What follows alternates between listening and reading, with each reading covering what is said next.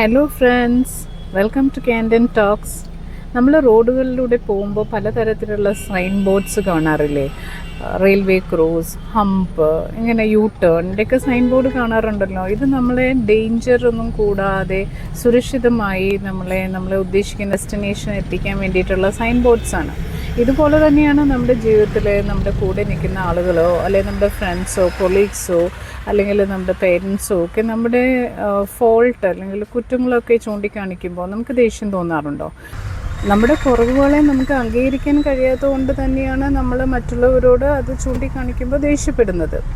ഇനി ഈ ദേഷ്യപ്പെടുമ്പോൾ നമ്മൾ എന്താ ചെയ്യുക? നമ്മൾ പറയാൻ പാടില്ലാത്ത കാര്യങ്ങളൊക്കെ വിളിച്ചു പറയും. അങ്ങനെ ചിലപ്പോൾ നമ്മളുടെ ഫ്രണ്ട്സിൻ്റെ പേഴ്സണൽ സീക്രട്ടൊക്കെ ചിലപ്പോൾ ദേഷ്യപ്പെടുമ്പോൾ നമ്മൾ വേറെ ആരോടെങ്കിലുമൊക്കെ വിളിച്ചു പറയും. ഫ്രണ്ടിൻ്റെ സീക്രട്സ് നമ്മൾ വിളിച്ചു പറഞ്ഞത് കേട്ടാൽ വേറൊരാൾ പോലും നമ്മളെ പിന്നീട് അവരുടെ ഫ്രണ്ടായിട്ട് നമ്മളെ കൂടെ കൂട്ടില്ല. നിങ്ങളുടെ ക്രെഡിബിലിറ്റിയാണ് അവിടെ നഷ്ടപ്പെടുന്നത്. നിങ്ങളെ ഒരു സിൻസിയർ ഫ്രണ്ടായിട്ട് വേറൊരാളും കണക്കാക്കുകയില്ല ഭാവിയിൽ. And nobody will trust you thereafter. So be open to criticisms. Criticisms accept ചെയ്യുക, അത് പോസിറ്റീവായിട്ട് എടുക്കുക.